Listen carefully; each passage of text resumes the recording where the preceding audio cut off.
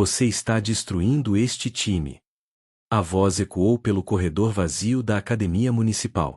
O menino de apenas 12 anos tremia, lágrimas escorrendo pelo rosto enquanto o treinador Marcos continuava aos gritos, dedo em riste, a poucos centímetros do seu rosto. Você é um fracasso. Um peso morto. O que o treinador Marcos não sabia é que cada palavra venenosa estava sendo capturada pela câmera do celular de Lucas Ferreira, ex-aluno da escolinha de basquete, que voltará à academia naquela tarde de quinta-feira para pegar documentos esquecidos. Escondido atrás da porta do vestiário, Lucas filmava tudo com as mãos trêmulas, o coração acelerado. Aquele vídeo de 3 minutos e 42 segundos estava prestes a desencadear uma série de eventos que transformaria vidas, destruiria reputações e revelaria segredos enterrados por anos naquela pequena cidade do interior de Minas Gerais. Antes de continuar esta história baseada em fatos reais que chocou uma cidade inteira e foi parar até nos noticiários nacionais, se inscreva no canal e ative o sininho. Toda semana trazemos histórias reais impressionantes que você não vai encontrar em outro lugar. E deixe nos comentários, você já presenciou alguma injustiça assim? Vamos à história. Marcos Antônio Silva tinha 47 anos e era uma instituição na cidade de Três Corações.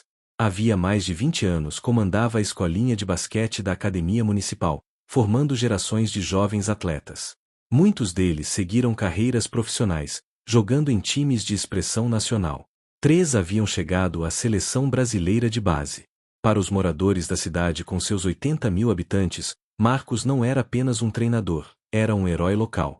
As paredes do seu escritório na academia contavam essa história. Dezenas de troféus brilhavam nas prateleiras de vidro.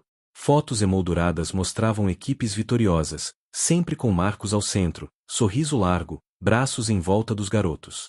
Havia recortes de jornal amarelados pelo tempo, o Midas do basquete mineiro, dizia uma manchete de 2003. Silva transforma meninos em campeões, proclamava outra de 2011. Os pais faziam fila para matricular seus filhos na escolinha. A lista de espera chegava a ter mais de 100 nomes. Marcos era seletivo, criterioso. Dizia que só aceitava garotos com potencial real, dedicação absoluta e respeito pela disciplina. Seus métodos eram duros, todos sabiam. Mas é isso que forma campeões, os pais concordavam entre si nas arquibancadas, assistindo aos treinos intensos. Na cidade, Marcos transitava como celebridade. Era cumprimentado nas ruas, recebia descontos em restaurantes, tinha mesa cativa no clube. Participava de programas de rádio locais falando sobre esporte e educação. A prefeitura o homenageara 3 vezes. Havia até uma moção na Câmara de Vereadores para dar seu nome a uma rua. Mas sucesso gera inveja, e Marcos tinha seus desafetos. Alguns treinadores de outras modalidades o consideravam arrogante. Professores da rede municipal reclamavam que ele mimava os alunos atletas, exigindo que tivessem privilégios nas notas e faltas. Eles precisam se concentrar no esporte, Marcos dizia, sem se importar com as críticas. Sua esposa, Carla, professora de português aposentada, preferia não se envolver com o trabalho do marido. Eles tinham 2 filhos já adultos que moravam em São Paulo. A rotina de Marcos era previsível, acordava às 5 da manhã, corria 10 quilômetros, tomava café reforçado e chegava à academia às 7 em ponto. Treinos o dia inteiro, intervalos breves para almoço no restaurante da esquina. Voltava para casa às 9 da noite, cansado, falando pouco. Ele vive para aquilo, Carla comentava com as amigas. Às vezes acho que ama aqueles meninos mais do que a própria família. Ela ria ao dizer isso, mas havia uma pontada de tristeza em sua voz. Os garotos o chamavam de mestre ou professor. Nunca apenas Marcos. Ele insistia no respeito às hierarquias, nas tradições, na disciplina militar que aprenderá na juventude, quando servirá ao exército por 3 anos. Um time é como um pelotão, dizia frequentemente. Precisa de um comandante firme, soldados obedientes e um objetivo claro. E funcionava. Seus times ganhavam. Troféus se acumulavam. Meninos franzinos se tornavam atletas fortes, focados, vitoriosos. As fotos nas paredes não mentiam. Marcos Silva sabia treinar, sabia motivar, sabia extrair o máximo de cada garoto. Ou era isso que todos pensavam? Porque por trás daqueles sorrisos nas fotografias, por trás dos troféus e manchetes, havia algo que ninguém via. Algo que acontecia quando as portas se fechavam, quando os pais iam embora, quando sobravam apenas o treinador e aqueles meninos que erravam passes, perdiam rebotes, decepcionavam as expectativas do mestre. Era nesse momento que o Marcos das fotos desaparecia, e outro homem tomava seu lugar. Gabriel tinha 12 anos, cabelos castanhos eternamente despenteados, um sorriso tímido e uma paixão avassaladora por basquete. Ele não era talentoso como os outros. Não tinha a altura do Rodrigo, a velocidade do Júnior ou a precisão de arremesso do Caio. Mas tinha algo que muitos não tinham: persistência. Gabriel treinava em casa. Todos os dias. O pai, mecânico de uma oficina local, havia instalado uma cesta improvisada na garagem. Todas as noites, depois do dever de casa, Gabriel passava horas arremessando, driblando cones de trânsito que serviam de adversários imaginários, praticando movimentos que via no YouTube. Sua mãe, dona de casa que fazia bolos por encomenda para ajudar nas finanças, às vezes o assistia da janela da cozinha, orgulhosa daquela dedicação. Ser aceito na escolinha do professor Marcos havia sido o maior dia da vida de Gabriel. Entre mais de 100 inscritos, ele fora um dos 15 selecionados. A família comemorou com pizza, algo raro no orçamento apertado. O pai tirou foto dele com um uniforme novo, camisa azul e branca com o logo da academia municipal. Mas as primeiras semanas foram difíceis. Gabriel cometia erros que os outros não cometiam. Perdia bolas, falhava arremessos livres, se atrapalhava nas jogadas ensaiadas. O professor Marcos gritava, mas Gabriel pensava que era normal. É assim que se aprende, repetia para si mesmo, engolindo as lágrimas. Os outros meninos eram diferentes com ele. Não exatamente amigos, mas não inimigos. Havia uma hierarquia clara no time. Os titulares, os 5 melhores jogadores, formavam um grupo fechado. Os reservas, incluindo Gabriel, eram tratados como segunda categoria. E havia os prospects, 3 garotos mais novos que eram vistos como promessas futuras. Gabriel era reserva dos reservas. Jogava apenas quando o placar já estava definido, nos últimos minutos de partidas sem importância. Mas ele não desistia. Chegava meia hora antes dos treinos para praticar arremessos. Ficava depois, correndo voltas extras na quadra. Assistia vídeos de jogadas, estudava táticas, lia sobre basquete antes de dormir.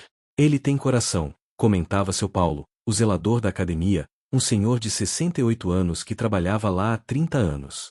Mas coração não basta se o treinador não acredita em você. Seu Paulo via coisas.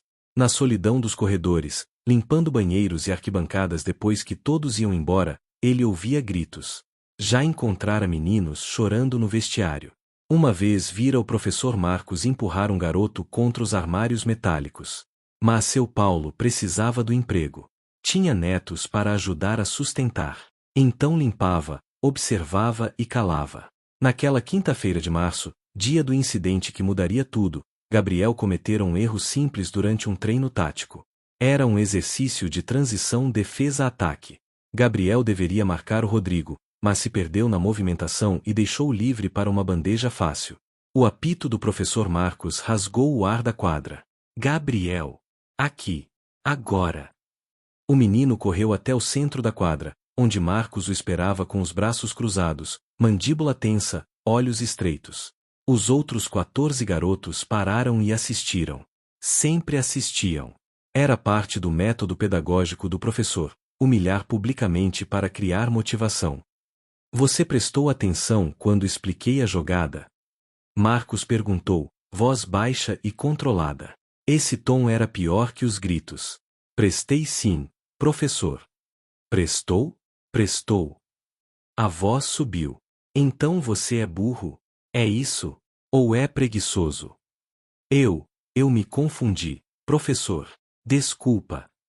Você se confundiu. Marcos riu, mas era uma risada sem alegria. 5 vezes. 5 vezes eu expliquei essa jogada. Até o Júnior, que tem dificuldade de aprendizado, entendeu. Mas você se confundiu. Os outros meninos desviavam o olhar. Alguns estudavam os próprios tênis. Rodrigo mordia o lábio inferior. Ele gostava de Gabriel, mas sabia que intervir significava se tornar o próximo alvo. Professor, eu vou melhorar. Prometo que. Cala a boca quando estou falando. Marcos deu um passo à frente, invadindo o espaço pessoal de Gabriel. Você acha que tem lugar neste time? Você acha que merece estar aqui? Eu treino todo dia, professor. Em casa, eu. Eu te treino todo dia, Marcos imitou com voz zombeteira. Quer uma medalha por fazer o mínimo? Quer que eu te aplauda por ser medíocre? Gabriel sentia a garganta apertar, lágrimas queimando os olhos. Não podia chorar. Chorar era mostrar fraqueza, e fraqueza era imperdoável. 20 voltas na quadra. Correndo. Todos vocês. Por causa desse merda aqui que não consegue aprender uma jogada simples. Os outros meninos gemeram baixinho, mas obedeceram. Enquanto corriam, Marcos gritava: agradeçam ao Gabriel. Ele é um peso morto que vocês têm que carregar. Mas isso acontecerá durante o treino, na frente de todos. O que aconteceu depois, no corredor, foi diferente. O treino terminara às 7:30 da noite. Os meninos se dispersaram rapidamente, alguns buscados pelos pais nos carros estacionados na frente da academia, outros pedalando bicicletas pelas ruas mal iluminadas da cidade, um grupo caminhando juntos na direção do centro. Gabriel foi um dos últimos a sair do vestiário. Demorava a se trocar, tentando controlar a respiração, limpando discretamente as lágrimas que insistiam em aparecer. Não queria que os outros o vissem chorando. Já bastava a humilhação na quadra. Quando finalmente saiu, com sua mochila surrada nas costas, esperava que todos já tivessem ido embora. Mas ao virar o corredor que levava à saída, encontrou o professor Marcos encostado na parede, braços cruzados, olhar fixo nele. Gabriel. Vem cá. O coração do menino disparou. O corredor era estreito, iluminado por lâmpadas fluorescentes que piscavam ocasionalmente. As paredes azulejadas ecoavam qualquer som. Era naquele corredor que ficavam os bebedouros, os banheiros secundários e uma porta que dava para uma pequena sala de depósito de material esportivo. Sim, professor. Gabriel aproximou-se devagar, como quem se aproxima de um cachorro que pode ou não atacar. Você é burro ou finge ser burro? Eu não entendi, professor. Exatamente meu ponto. Marcos se desencostou da parede, ficando em pé. Ele tinha 1,83 m. Gabriel, 1,55 m. A diferença parecia gigantesca naquele corredor estreito. Você não entende nada. Não entende jogadas, não entende quando estou tentando te ajudar, não entende que está desperdiçando meu tempo. Desculpa, professor. Eu vou treinar mais, eu vou. Você está destruindo este time. A voz de Marcos explodiu, reverberando nas paredes azulejadas. Gabriel deu um passo para trás, assustado. Você é um fracasso. Um peso morto. Foi nesse momento que Lucas Ferreira, 20 anos, ex-aluno da escolinha, voltou ao corredor. Lucas estivera ali mais cedo, mas esquecera sua carteira de identidade no balcão da recepção. Voltará de Uber, pagando uma corrida cara, porque precisava do documento para uma entrevista de emprego na manhã seguinte. A recepção já estava fechada, mas seu Paulo, o zelador, o reconhecera e abrirá a porta. Rápido, garoto, dissera seu Paulo. Pego a carteira e tchau. Já é tarde e eu quero ir para casa. Lucas entrará, pegar o documento no Achados e Perdidos e estava saindo quando ouviu os gritos. Seu sangue gelou. Ele conhecia aqueles gritos. Conhecia muito bem.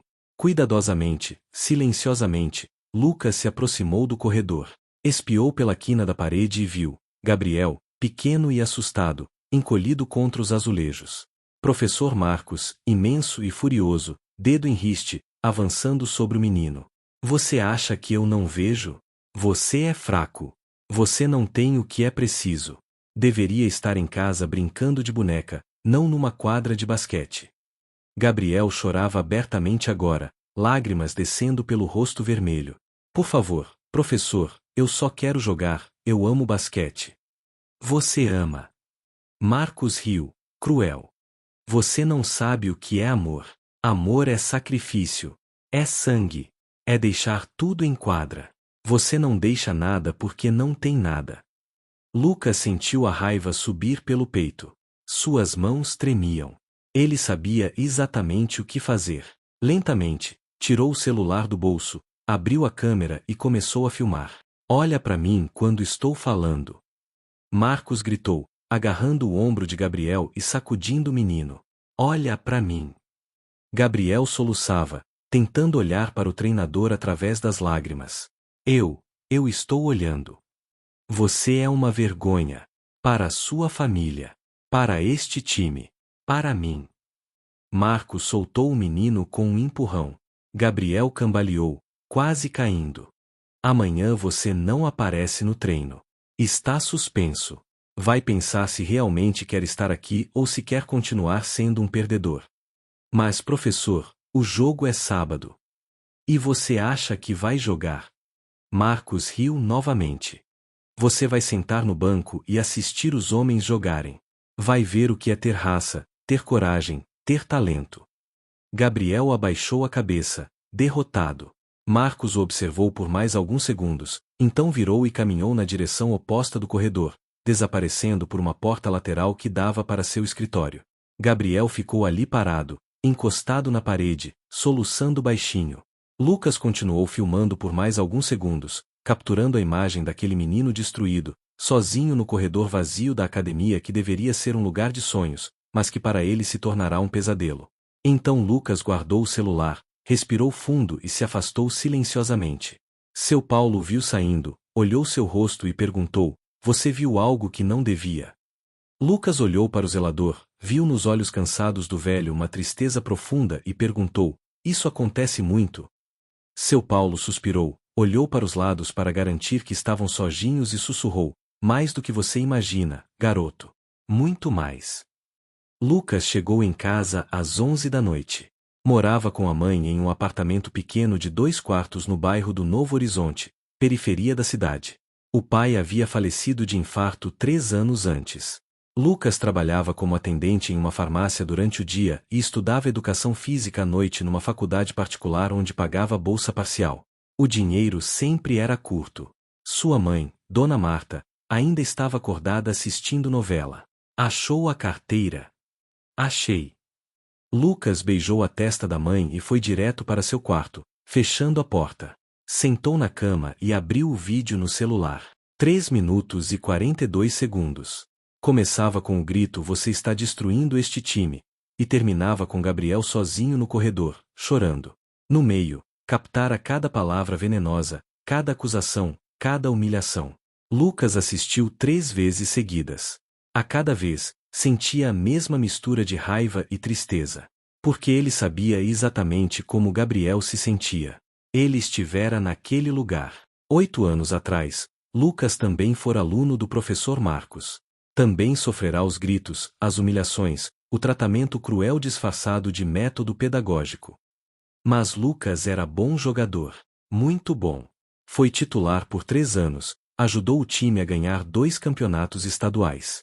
O professor Marcos o adorava, pelo menos na frente dos outros. Nos bastidores, era diferente. Você poderia ser muito mais, Marcos dizia. Mas você é mole. Precisa endurecer.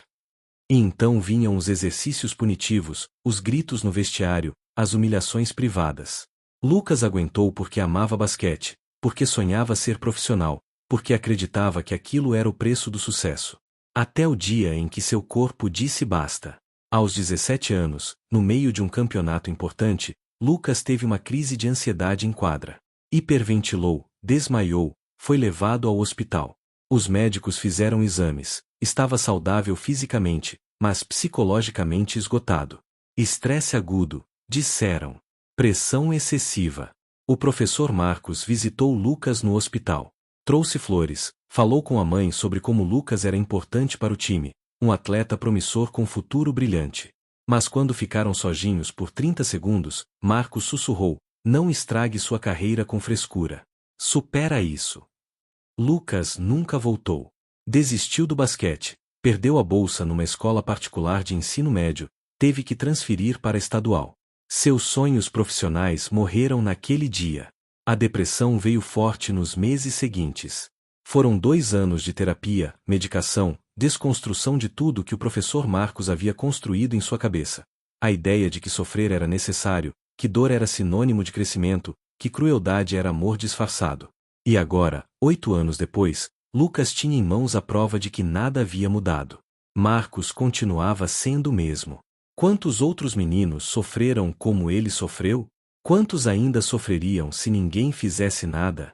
Lucas olhou para o vídeo novamente. Seu dedo pairou sobre o botão de deletar. Seria tão fácil. Apagar tudo, fingir que não viu, seguir com sua vida. Ele tinha uma entrevista de emprego pela manhã. Precisava do trabalho. A vaga era para personal trainer em uma academia particular. Pagava bem. Causar problemas, se envolver em polêmica, poderia arruinar suas chances. Mas então pensou em Gabriel. Em como aquele menino provavelmente estava naquele momento chorando no travesseiro, sentindo-se inútil, destruído.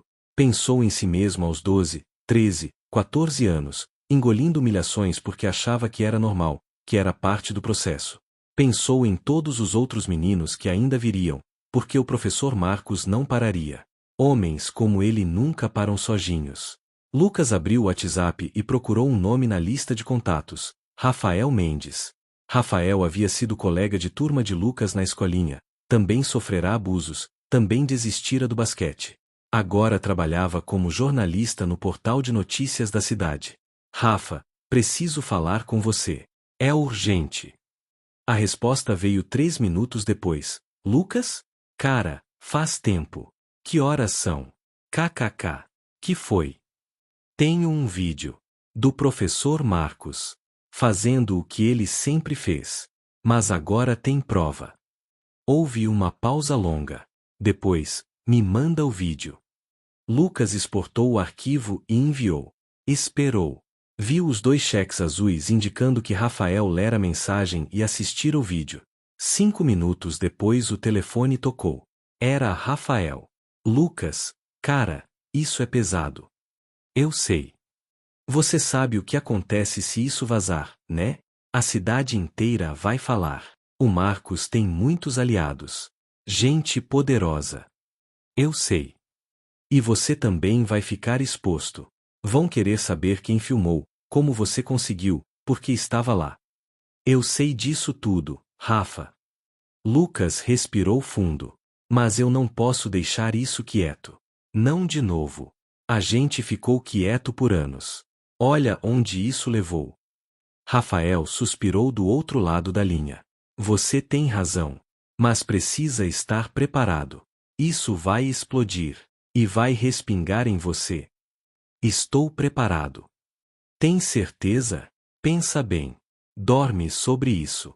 Me liga amanhã se tiver decidido.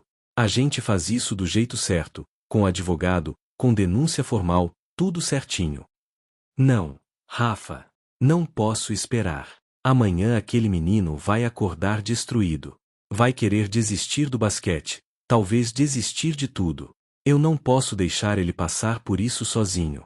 A gente publica agora. Houve uma longa pausa. Então Rafael disse: me dá 1 hora. Vou escrever a matéria. Você tem certeza absoluta disso? Lucas olhou mais uma vez para o vídeo pausado na imagem de Gabriel chorando sozinho no corredor. Absoluta. Então vamos virar a cidade de cabeça para baixo. Rafael trabalhou rápido. Como jornalista experiente, sabia que histórias assim exigiam cuidado, contexto e proteção legal. Contatou o editor do portal às 11h30 da noite. O editor, Carlos Tavares, estava dormindo, mas acordou rápido quando ouviu sobre o vídeo. Me manda isso agora, disse Carlos. 2 minutos depois, após assistir, caralho, Rafael. Isso é dinamite. Eu sei. Mas é verdadeiro. Tenho a fonte, tenho o vídeo original com metadados, tenho testemunhas que podem confirmar esse padrão de comportamento. Quem filmou? Um ex-aluno. Prefiro não identificar ainda. Ele está exposto, Carlos. O Marcos tem aliados poderosos na cidade. Verdade. Prefeito é amigo dele. Metade da Câmara também. Carlos pensou por um momento. Mas jornalismo é isso. Se a gente não publica por medo, não serve para nada. Redige a matéria. Completa, contextualizada. Busca dados sobre denúncias anteriores. Fala com psicólogos sobre abuso psicológico no esporte. Fala com o Conselho Regional de Educação Física. Eu quero isso no ar às 6 da manhã. Rafael trabalhou a noite inteira. Escreveu, reescreveu, checou fatos. Contatou 3 psicólogos especializados em esporte infanto-juvenil. 2 aceitaram falar sob condição de anonimato. Procurou registros de denúncias na Secretaria Municipal de Esportes. Havia 4 denúncias arquivadas nos últimos 5 anos, todas sem fundamento segundo as investigações internas. Às 4:30 da manhã, Rafael tinha 3.000 palavras de matéria jornalística sólida, com contexto, análise e múltiplas fontes. O vídeo seria incorporado na matéria, com o rosto de Gabriel borrado digitalmente para proteger o menor. Carlos aprovou o texto às 5:15. Manda bala. E prepara teu psicológico, garoto. Vai chover merda em cima da gente.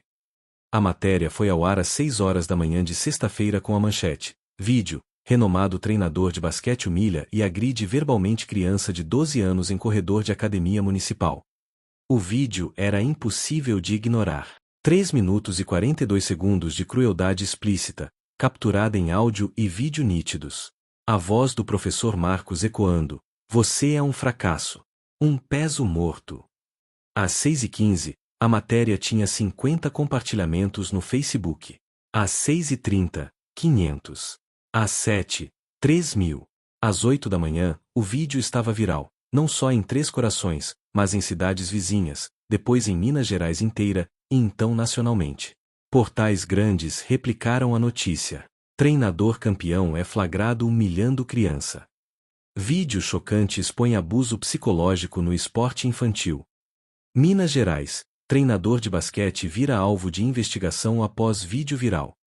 O telefone de Rafael tocou sem parar. Outros veículos querendo entrevistas, advogados querendo representar Gabriel gratuitamente, ONGs de proteção à infância, o Conselho Regional de Educação Física, até programas de TV nacional. Mas o telefone de Lucas tocou também. Ele não atendia, o número estava exposto em alguns grupos de WhatsApp como delator do professor Marcos. As mensagens começaram a chegar. Você é um traidor. O professor Marcos construiu carreiras. Você está destruindo um homem bom. Seu invejoso. Fracassado. Não aguentou a pressão e agora quer vingança. Espero que você apodreça. Mas havia outras mensagens também. Obrigado. Eu também sofri com ele e nunca tive coragem de falar. Meu filho treinou com esse homem. Teve depressão. Obrigado por expor isso. Você é corajoso. Continue firme. Lucas leu todas, um nó na garganta. Não estava arrependido. Mas não estava preparado para a proporção que aquilo tomaria. Na casa de Gabriel, o telefone também tocava. Jornalistas querendo entrevista com o menino, com os pais. A mãe de Gabriel, Dona Luciana, estava em choque. Ela vira o vídeo às 7 da manhã. Quando uma vizinha mandou no grupo de WhatsApp das mães. Não é meu filho, foi a primeira reação dela. Não pode ser. Mas era. Ela reconheceu a mochila surrada, o cabelo despenteado, o jeito que Gabriel inclinava a cabeça quando estava nervoso. Era seu filho sendo destroçado verbalmente por um homem que ela confiava, que ela pagava para treinar seu filho, que ela acreditava estar formando o menino para um futuro melhor. Carlos. Ela gritou para o marido que estava no banho se preparando para ir à oficina. Carlos! Vem aqui! Agora! Ele veio correndo, toalha na cintura, água escorrendo. Ela mostrou o celular. Ele assistiu em silêncio, mandíbula tensa, mãos fechadas em punhos. Quando terminou, murmurou: eu vou matar esse filho da puta. Não, Luciana segurou o braço do marido com força. Você não vai fazer nada. Você vai ficar aqui com nosso filho. Nós vamos resolver isso do jeito certo. Gabriel ainda dormia. Não sabia que sua pior humilhação agora era vista por milhares de pessoas. Não sabia que sua vida estava prestes a mudar completamente. Na academia municipal, o professor Marcos chegou às 7 em ponto, como sempre. Cumprimentou o segurança na portaria, acenou para seu Paulo que varria a calçada, entrou pelo corredor principal até seu escritório. Ligou o computador, preparou o café na máquina velha que mantinha sobre o arquivo, sentou-se para revisar o planejamento de treino. Foi quando seu celular começou a explodir com notificações. Ele olhou para a tela. 50 mensagens não lidas no WhatsApp. 30 ligações perdidas. Notificações do Facebook, Instagram, e-mail. Franziu a testa. Abriu o WhatsApp. A primeira mensagem era do presidente da Federação Mineira de Basquete, Marcos, me liga urgente. A segunda era de um ex-aluno, professor, já viu o vídeo? A terceira era de um vereador amigo, cara, você está lascado. Marcos sentiu o estômago apertar. Que vídeo? Abriu o link que alguém havia mandado. E viu. Viu-se gritando com Gabriel. Viu cada palavra que dissera na noite anterior. Viu o menino chorando. Viu tudo. O rosto de Marcos ficou vermelho, depois branco. Suas mãos tremeram. Ele fechou o vídeo, tentou respirar, mas o peito estava apertado. Leu os comentários abaixo da matéria. Monstro. Isso é abuso. Cadeia nele. Esse homem não pode trabalhar com crianças. Marcos se levantou tão rápido que derrubou a cadeira. Sua mente girava. Quem filmou? Como conseguiram? O que fazer agora? Ele pegou o telefone e ligou para seu advogado. Caixa postal. Ligou para o prefeito. Secretária disse que ele estava em reunião. Ligou para o diretor da academia municipal. Marcos, a voz do diretor era fria. Eu ia te ligar. Você está suspenso até segunda ordem. Não venha trabalhar até isso ser esclarecido. Mas Alberto, eu posso explicar. Aquilo foi tirado de contexto. Eu estava. Marcos. Não. Você está suspenso. E sugiro que contrate um bom advogado. A ligação foi encerrada. Marcos ficou parado no meio do escritório, rodeado pelos troféus e fotos que documentavam seus 20 anos de sucesso. Em poucas horas, tudo desmoronava. Lá fora, na quadra, os meninos do time começaram a chegar para o treino matinal. Mas não havia treino. Havia apenas confusão. Alguns pais chegaram furiosos, exigindo explicações. Outros defendiam Marcos, ele é duro, mas forma campeões. Um pai e uma mãe quase brigaram fisicamente discutindo sobre o assunto. Rodrigo, o melhor jogador do time, ficou em silêncio encostado na arquibancada. Ele tinha 15 anos, sonhava ser profissional, via Marcos como mentor. Mas assistir aquele vídeo e sentirá algo quebrar dentro de si. Porque ele lembrava de outras vezes. De outros meninos. De si mesmo recebendo aquele tratamento e pensando que era normal. Júnior, outro titular, chegou perto. E aí, Rod? Que loucura, né? É, loucura. O professor não merecia isso. Galera sempre exagera tudo. Rodrigo olhou para Júnior. Você viu o vídeo? Vi. E achou normal? Júnior hesitou. Cara, ele é duro. Mas é pro nosso bem. É pro nosso bem ver o Gabriel ser destruído daquele jeito. O Gabriel erra muito, Rod. Você sabe. E isso dá direito de tratar ele assim? Rodrigo sentiu raiva na voz. Júnior, a gente fica quieto quando ele grita, quando humilha, quando empurra. A gente fica quieto porque tem medo. Mas olha onde a gente chegou. Agora o mundo inteiro viu. E sabe o que eu pensei quando vi aquele vídeo? Pensei, já fizeram isso comigo. E eu deixei. Júnior não respondeu. Apenas olhou para o chão. A cidade de Três Corações estava dividida. Nas redes sociais, nos grupos de WhatsApp, nos bares, nas portas das igrejas, nas filas de supermercado, todo mundo falava sobre o vídeo. Havia dois lados claros, os que defendiam Marcos e os que o condenavam. Isso é mimimi de geração fraca, dizia um comerciante no grupo de empresários locais.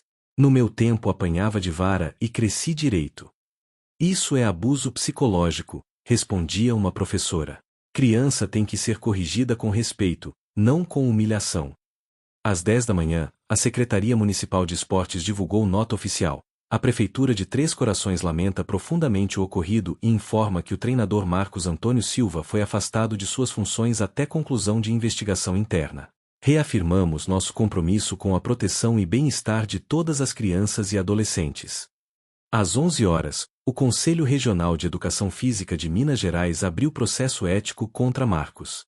A pena poderia ser até cassação do registro profissional. Às 14 horas, 2 veículos nacionais de televisão desembarcaram na cidade com equipes completas para cobrir a história. Era a notícia do dia no Brasil inteiro. E Gabriel? Gabriel acordou às 9 da manhã e encontrou seus pais sentados na sala, esperando ele. A mãe chorava. O pai tinha olhos vermelhos. Filho, o pai disse, voz embargada, precisa sentar aqui. Precisa conversar com a gente. E foi assim que Gabriel descobriu que sua pior noite virara a notícia mais falada do país.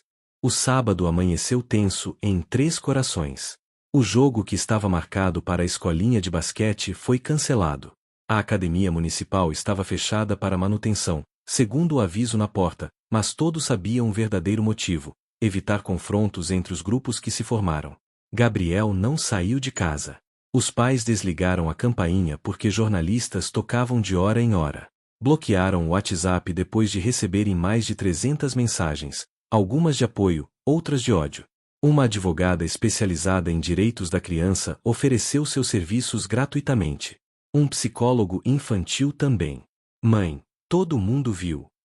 Gabriel perguntou pela 10ª vez, encolhido no sofá da sala, abraçado a uma almofada. Viu, filho? Dona Luciana sentou ao lado dele, passou a mão pelos cabelos do menino. Mas não foi culpa sua. Nada disso é culpa sua. Eu não queria que ninguém visse. Eu só errei a jogada. Lágrimas escorreram. E agora todo mundo sabe que eu sou ruim, que eu sou burro, que... Para! O pai interrompeu, voz firme mas carinhosa. Gabriel, olha para mim. O menino olhou. Você não é nada daquilo que aquele homem disse. Nada. Ele estava errado. Completamente errado. E todo mundo que viu aquele vídeo sabe disso. Mas tem gente falando mal de mim na internet. Tem gente ignorante em todo lugar, filho. Mas tem muito mais gente do seu lado. Olha aqui. O pai mostrou o celular. Mensagens de apoio, centenas delas. Isso aqui são pessoas reais dizendo que você é corajoso, que você merece respeito, que você pode realizar seus sonhos. Gabriel leu algumas mensagens. Uma dizia: sou psicóloga e trabalho com crianças vítimas de abuso. Seu filho será forte. Ele vai superar isso. Outra: meu irmão passou por algo parecido. Quase desistiu do esporte que amava. Mas encontrou um treinador de verdade e hoje é feliz. Gabriel vai encontrar o caminho dele também. Enquanto isso, na casa de Lucas, a situação era diferente. Ele acordou com pedra na janela. Literalmente. Alguém jogou uma pedra que quebrou o vidro do quarto às 6 da manhã. A mãe ficou apavorada. Lucas ligou para a polícia, que veio, anotou o boletim de ocorrência e disse que veria o que podia fazer. No WhatsApp, as ameaças continuavam. Você vai pagar por isso, seu traíra. Cuidado quando sair na rua. Delator de merda. Mas Lucas também recebeu dezenas de mensagens de ex-colegas da escolinha. Meninos que hoje eram homens, que tinham entre 20 e 30 anos, que haviam treinado com o professor Marcos em diferentes épocas. Lucas, obrigado. Eu nunca tive coragem. Cara, aquele homem acabou com minha autoestima. Levei anos para me recuperar. Eu saí de lá com depressão. Meus pais nunca souberam o verdadeiro motivo. Agora eles sabem. Rafael, o jornalista, recebeu 17 testemunhos novos de ex-alunos dispostos a falar oficialmente. Todos relatavam comportamento similar: gritos, humilhações, punições físicas excessivas, manipulação psicológica. Rafael trabalhou febrilmente para verificar e documentar cada relato. No domingo, ele publicou a matéria de follow-up. 17 ex-alunos denunciam padrão de abuso psicológico em escolinha de basquete. Isso durava anos, não foi caso isolado. A matéria trazia depoimentos detalhados, alguns com nomes, outros anônimos para proteção das vítimas. Um ex-aluno, hoje com 28 anos, contou: eu treinei com o professor Marcos dos 11 aos 16 anos. Foi a pior fase da minha vida. Ele me chamava de gordo, inútil, fracassado. Eu pesava 90 quilos, estava acima do peso, mas era criança. Desenvolvi transtorno alimentar que persiste até hoje. Nunca mais joguei basquete. Outra ex-aluna, a escolinha aceitou meninas por 2 anos antes de voltar a ser só masculina, relatou. Ele dizia que menina não tinha lugar no basquete. Que eu deveria estar fazendo balé. Quando eu chorava, ele imitava minha voz de forma zombeteira na frente de todos. Tinha 13 anos. Saí de lá com trauma que precisou terapia. Os relatos eram consistentes. Não era um dia ruim. Não era estresse pontual. Era um padrão de comportamento abusivo mantido por mais de 20 anos. A cidade começou a mudar de opinião. Mesmo os defensores mais ferrenhos do professor Marcos começaram a vacilar. 17 pessoas não mentem sobre a mesma coisa. Não de forma tão detalhada, tão consistente. No domingo à noite, o prefeito divulgou nota. Diante das graves denúncias, determino abertura de investigação independente sobre o caso. O treinador Marcos Antônio Silva permanece afastado indefinidamente de suas funções. A prefeitura se compromete a oferecer suporte psicológico gratuito a todas as vítimas que se identificarem. O professor Marcos, refugiado em casa, assistia tudo pela televisão. Sua esposa, Carla, estava em choque. Marcos, isso é verdade? Você realmente fazia essas coisas? Eram outros tempos, Carla. Hoje tudo é mimimi, mas no meu tempo era assim que se formavam campeões. Marcos. Ela se levantou, furiosa. Outros tempos. Você humilhou crianças. Quebrou elas psicologicamente. Como você não vê que isso é errado? Eu fiz o que achei necessário para. Cala a boca. Carla nunca gritara assim com o marido em 25 anos de casamento. Eu não te reconheço. Você se transformou num monstro e eu não vi. Marcos tentou responder, mas não conseguiu. Pela primeira vez em décadas, ele não tinha palavras. Não tinha justificativas. Tinha apenas o peso de tudo que fizera desabando sobre seus ombros. Seus 2 filhos ligaram. Não para dar apoio. Ligaram para dizer que estavam envergonhados, que não sabiam dessa face do pai, que precisavam de tempo para processar. A filha mais velha, Ana, chorou ao telefone. Pai, como você pôde? Eu trabalho com crianças. E pensar que meu próprio pai. A ligação foi encerrada. Marcos ficou sentado no sofá da sala, sozinho, enquanto Carla trancava-se no quarto. As paredes tinham fotos da família, dos filhos crescendo, das vitórias profissionais. Mas agora ele não via sucesso naquelas imagens. Via mentira. Via uma vida inteira construída sobre uma reputação falsa. Seu celular tocou. Era seu advogado, finalmente retornando. Marcos, precisamos conversar. Urgente. O que vai acontecer comigo? Pode ter processo criminal por maus tratos, processo civil por danos morais, cassação do seu registro profissional, e isso é só o começo. Sem falar na repercussão social. Você virou o vilão nacional da semana. Mas eu só tentei fazer eles serem melhores. Marcos, escuta o que vou te dizer. E escuta bem. O advogado suspirou. Você precisa assumir responsabilidade. Pedir desculpas públicas. De verdade, não aquelas desculpas vazias. Você precisa reconhecer que errou, que causou dano, que entende a gravidade. Se tentar se justificar, vai piorar tudo. Você quer que eu me humilhe? Eu quero que você faça o certo. Pela primeira vez em muito tempo, faça o certo. Marcos desligou.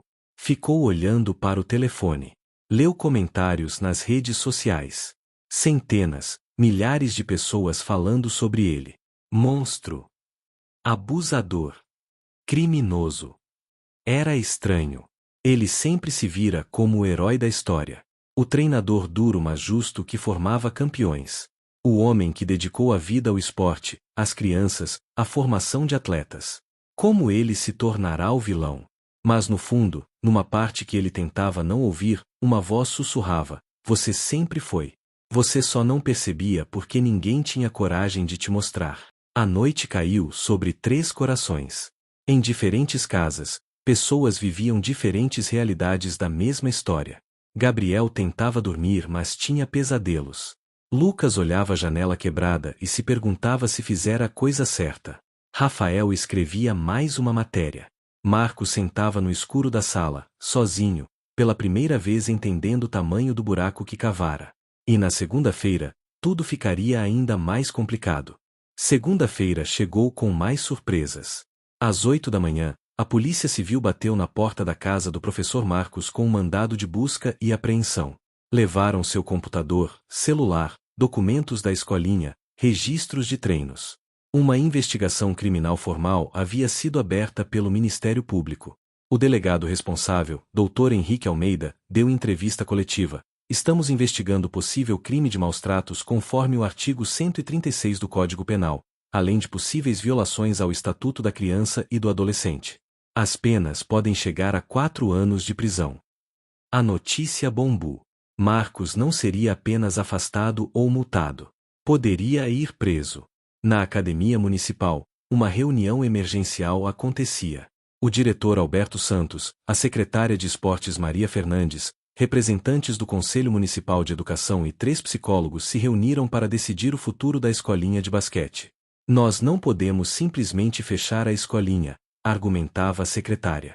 Tem 15 meninos que não têm culpa de nada. Eles amam basquete, precisam desse espaço. Mas como continuamos depois dessa tragédia? Perguntou Alberto. A reputação está destruída. Os pais vão confiar. Foi quando alguém levantou a mão. Era Rodrigo, o melhor jogador do time. Ele pedirá para participar da reunião junto com outros 3 meninos do time. Posso falar? Os adultos se entreolharam, surpresos. Claro, Rodrigo. O menino de 15 anos se levantou, nervoso, mas determinado. Eu treinei com o professor Marcos por 4 anos. Aprendi muito sobre basquete. Mas também aprendi coisas erradas. Aprendi que gritar com alguém menor que você é aceitável. Aprendi que humilhar é motivar. Aprendi que dor emocional é sinal de crescimento. Ele pausou, respirou fundo. Mas o vídeo me mostrou que tudo isso estava errado. E eu quero fazer diferente. O que você quer dizer, Rodrigo? Perguntou Maria. Eu quero que a escolinha continue. Mas de um jeito novo. Com um treinador novo. Alguém que entenda que podemos ser campeões sem sermos destruídos no processo. Alguém que respeite a gente. Os outros meninos assentiram. Um deles, Caio, acrescentou. E a gente quer que o Gabriel volte. Se ele quiser. Porque ele é parte do time. Sempre foi. A sala ficou em silêncio. Então a secretária Maria sorriu, os olhos úmidos. Vocês são mais maduros que muitos adultos. Vamos fazer isso.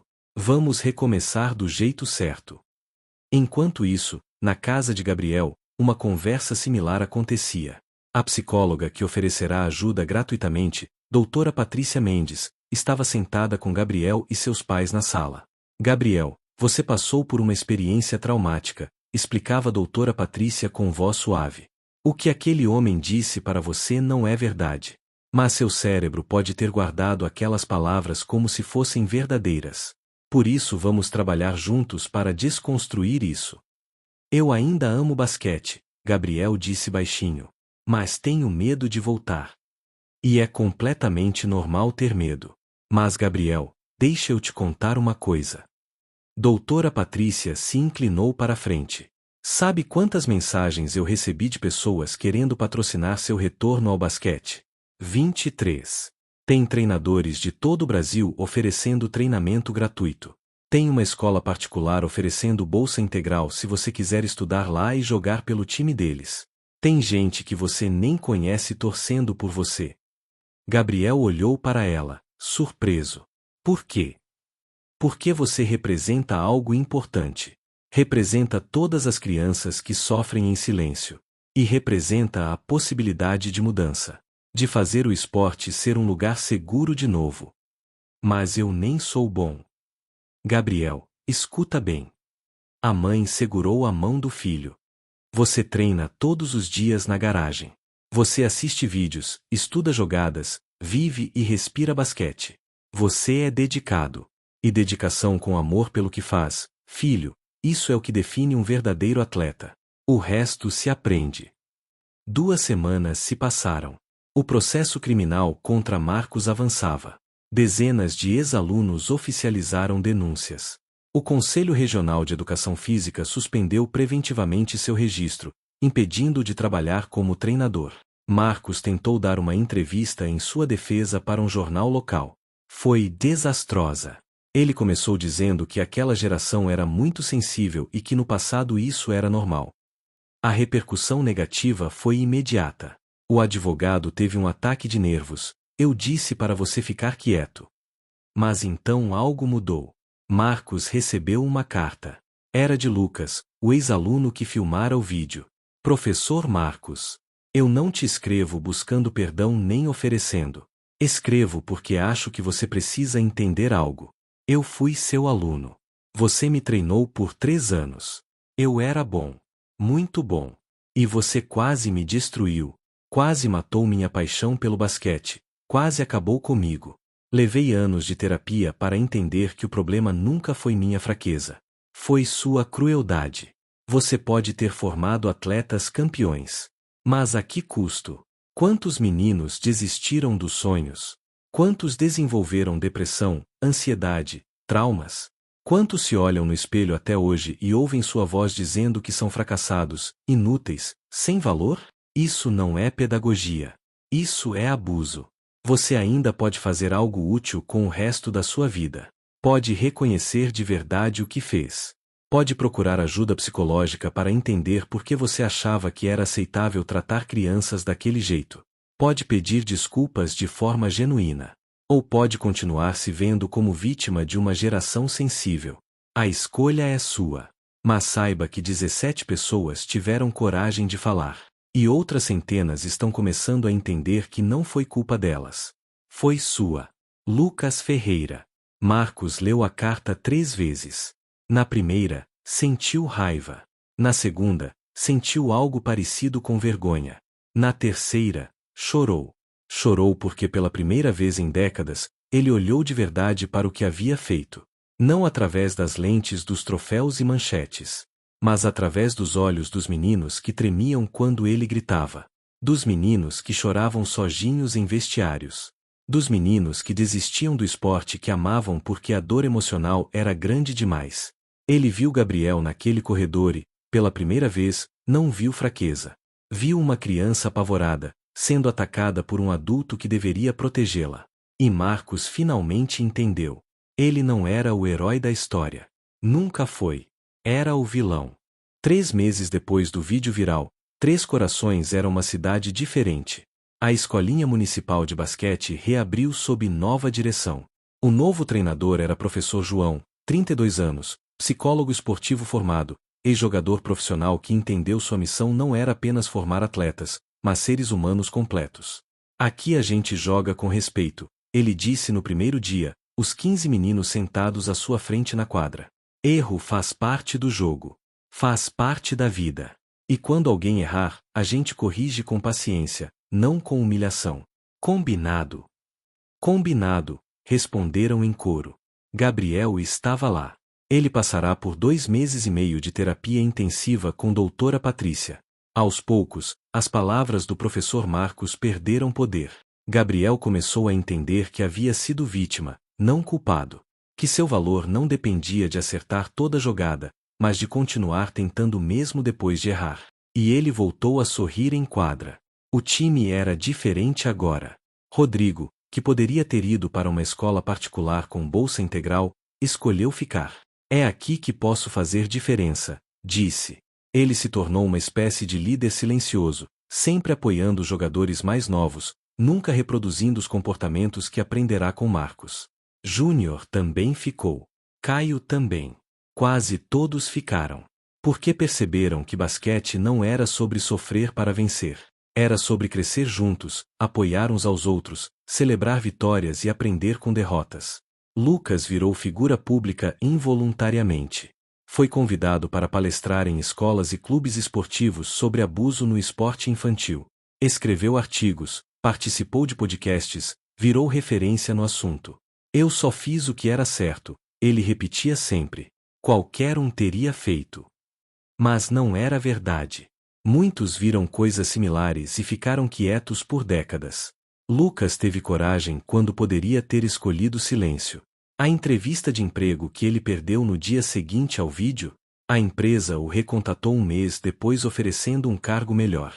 Precisamos de pessoas com caráter assim na nossa equipe, disseram.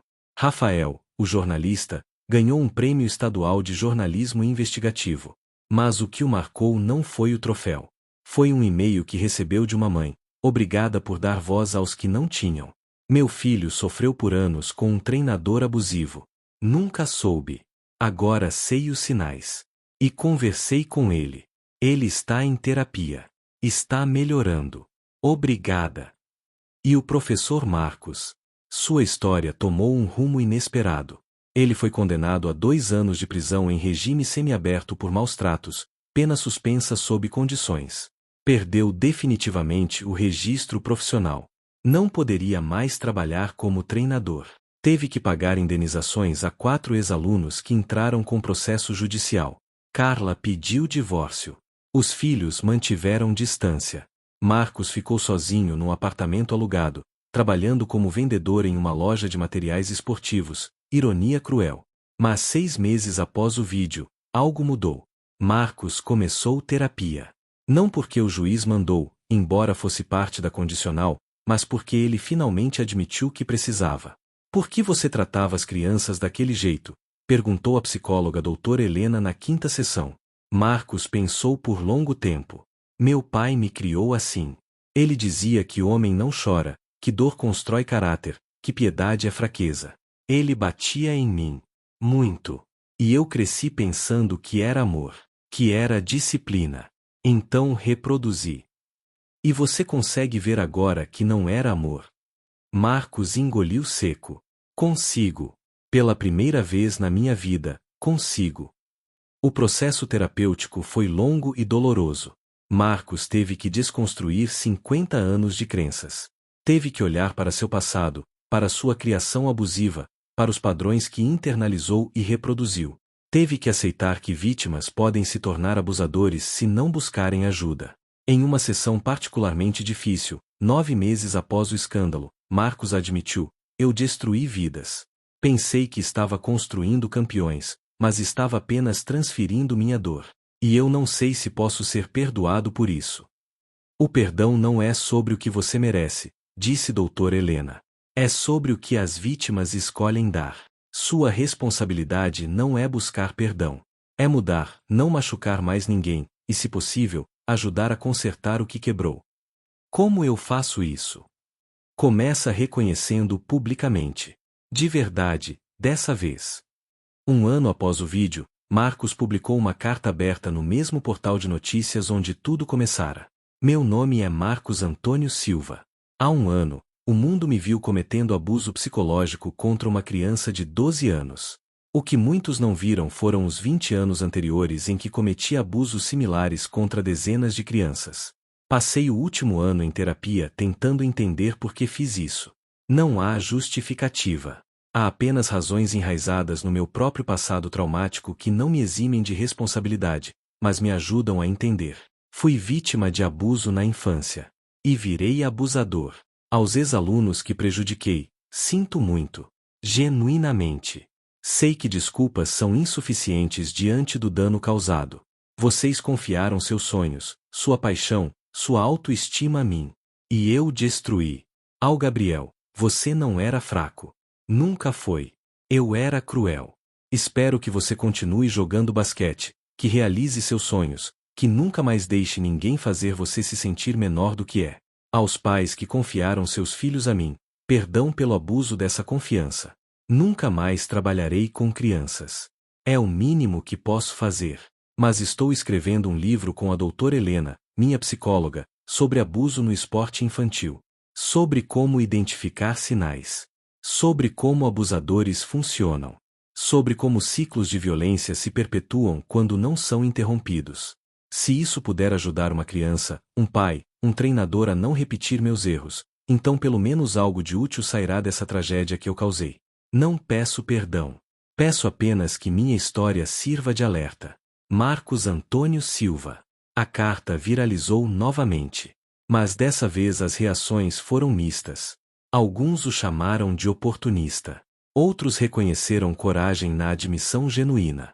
Psicólogos especialistas comentaram que o texto demonstrava insights reais de alguém em processo terapêutico sério. Gabriel leu a carta com seus pais e com doutora Patrícia ao lado. Quando terminou, ficou em silêncio por longo tempo. Como você se sente? Perguntou a psicóloga. Confuso, Gabriel admitiu. Parte de mim ainda fica com raiva. Mas parte de mim, eu não sei. Parece verdadeiro. Você não precisa perdoar, disse doutora Patrícia. Perdão é uma escolha pessoal e você tem todo o direito de nunca fazer essa escolha. O importante é que você não carregue o peso do que ele fez. Isso é dele para carregar, não seu. Eu sei. Gabriel respirou fundo. Mas eu quero que ele fique bem. Não pelo que ele fez. Mas por quê? Eu não quero que mais ninguém seja machucado. Se ele mudar de verdade, talvez ninguém mais seja. A sabedoria daquelas palavras, vindas de um menino de 13 anos que sofrerá tanto, encheu a sala de silêncio emocionado. 2 anos após o vídeo viral, a Escolinha Municipal de Basquete de Três Corações venceu o campeonato estadual da categoria Sub-15. Gabriel era titular. Não o melhor jogador tecnicamente, esse era ainda Rodrigo, mas o coração do time. O menino que nunca desistia, que apoiava os colegas, que transformava erros em aprendizado. Na festa de comemoração, com o ginásio lotado de famílias vibrando, Gabriel segurou o troféu e pediu o microfone. Todos ficaram surpresos, ele sempre fora tímido. Há 2 anos, ele começou, voz tremendo um pouco, eu quase desisti do basquete. Quase desisti de mim. Um vídeo mostrou o pior dia da minha vida para o mundo inteiro. Ele pausou, olhou para os colegas de time, para os pais, para professor João. Mas esse vídeo também mostrou que a gente pode mudar as coisas. Que a gente não precisa aceitar o errado só porque sempre foi assim. Esse troféu não é só meu. É do Lucas, que teve coragem de filmar. É do Rafael, que teve coragem de publicar. É da doutora Patrícia, que me ajudou a me encontrar de novo. É do professor João, que me ensinou que treinar com respeito é treinar melhor. É dos meus pais, que nunca desistiram de mim. E é de todos vocês que acreditaram que a gente poderia recomeçar. A ovação foi ensurdecedora. Lucas estava na arquibancada, olhos úmidos. Ao seu lado, a mãe apertou sua mão. Você mudou a vida dele, filho. Mudou a vida de muita gente. A gente mudou, Lucas corrigiu. Porque sozinho eu não teria conseguido. Foi preciso uma cidade inteira decidir que mudança era possível. Rafael, cobrindo o evento para o jornal, escreveu em seu bloco de notas: às vezes a história mais importante não é sobre a queda do vilão, mas sobre como as vítimas se levantam. E Marcos? Ele assistiu ao jogo pela transmissão online, sozinho em seu apartamento. Viu Gabriel levantar o troféu. Viu o menino que ele quase destruiu sorrindo, rodeado de amigos, celebrando não apenas uma vitória no esporte, mas uma vitória sobre o trauma. Marcos desligou o computador e escreveu mais um capítulo do livro que prometera. O título do capítulo: Como eu quase destruí um campeão, e por que campeões não são feitos através de dor. Ponto. Ele nunca seria perdoado por todos. Nunca seria visto como herói novamente. Mas pela primeira vez em sua vida, Marcos estava fazendo algo genuinamente útil, transformando suas falhas em lições para que outros não repetissem seus erros. Gabriel tinha 15 anos quando recebeu convite para integrar a seleção mineira de base. Aceitou. Seus pais choraram de orgulho. Professor João comemorou como se fosse filho próprio. O menino que fora chamado de peso morto estava voando. Lucas abriu um instituto de combate ao abuso no esporte infantil. Recebia financiamento de empresas privadas e realizava palestras gratuitas em escolas públicas de todo o estado. Treinava pais e treinadores a identificar sinais, a criar ambientes seguros, a entender que alta performance não requer abuso. Rafael virou editor-chefe do portal de notícias. Mas nunca esqueceu que o jornalismo não é apenas sobre expor o errado, mas sobre promover mudança real. A Escolinha Municipal virou referência nacional. Outros times começaram a adotar o modelo. Psicólogos esportivos na equipe técnica, treinamento sobre saúde mental, ambientes seguros para errar e aprender. O modelo Três Corações se espalhou. E o vídeo ainda estava online. Milhões de visualizações. Mas agora era usado em universidades, em cursos de educação física, em treinamentos de técnicos esportivos. Não como entretenimento, mas como ferramenta educacional. Um exemplo claro do que nunca fazer. Nas redes sociais, quando alguém compartilhava o vídeo, os comentários haviam mudado. Não eram mais apenas ataques a Marcos ou lamentos por Gabriel. Eram discussões sobre como criar espaços seguros, sobre saúde mental no esporte, sobre a responsabilidade de adultos que trabalham com crianças. Uma geração inteira de jovens treinadores cresceu vendo aquele vídeo e pensando: eu vou fazer diferente. Eu vou fazer diferente. Em uma tarde ensolarada de outubro, 3 anos e meio após o vídeo, aconteceu algo inesperado. Gabriel estava treinando quando um homem de 50 e poucos anos apareceu do lado de fora da grade que cercava a quadra externa onde ele praticava arremessos. Era Marcos. Gabriel o viu, e seu corpo inteiro tensou. Professor João, que estava próximo, imediatamente se posicionou entre eles. Senhor, o senhor não pode estar aqui. Eu sei, Marcos disse, mantendo distância respeitosa. Não vim causar problema. Eu vim entregar algo. Nós não queremos nada do senhor, professor João respondeu firmemente. Eu sei. Mas por favor, são só 2 minutos. Gabriel, respirando fundo, se aproximou. Seu coração batia acelerado, mas ele não era mais o menino assustado de anos atrás. Tudo bem, professor João. Eu escuto. Marcos segurou um envelope. É uma carta. E um cheque. Toda a grana que eu ganhei com o livro que escrevi. Quero que vá para o Instituto do Lucas. Para o trabalho que vocês estão fazendo. Gabriel pegou o envelope, surpreso. Por quê? Porque é o mínimo que posso fazer. Porque vocês estão consertando o que pessoas como eu quebraram. Marcos olhou diretamente para Gabriel. Você virou um baita jogador. E não foi por minha causa. Foi apesar de mim. Sinto muito por quase roubar isso de você. Gabriel ficou em silêncio por um momento. Então disse algo que ninguém esperava. Eu não te perdoo. Ainda não. Talvez nunca perdoe totalmente. Mas eu reconheço que você está tentando mudar. E isso é algo. Marcos assentiu, lágrimas nos olhos. É mais do que eu mereço ouvir. Obrigado. Ele se virou para ir embora, mas parou. Gabriel? Uma última coisa. Você nunca foi um peso morto. Você sempre foi um lutador. E eu era cego demais para ver. E então Marcos foi embora, caminhando sozinho pela rua de paralelepípedos de Três Corações, carregando o peso de seus erros, mas tentando, pela primeira vez na vida, ser parte da solução ao invés do problema. Gabriel voltou para a quadra. Pegou a bola. Respirou fundo. E arremessou. A bola girou no ar, um arco perfeito contra o céu azul, e atravessou a rede com o som mais bonito do basquete. Svi, nada além de rede. Rodrigo, que assistia de longe, gritou: Boa, Gabriel. Mais um. E Gabriel sorriu. Aquele sorriso que quase foi roubado dele, mas que ele lutou para manter. O sorriso de quem sobreviveu, se recuperou e decidiu que nenhuma palavra cruel de adulto definirá seu valor.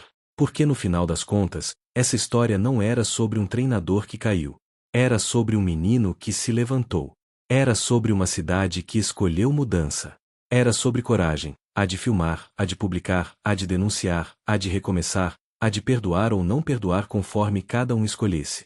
Era sobre transformar o pior momento de alguém no catalisador para que milhares de outras crianças não precisassem passar pelo mesmo. E 3 minutos e 42 segundos de vídeo haviam mudado tudo.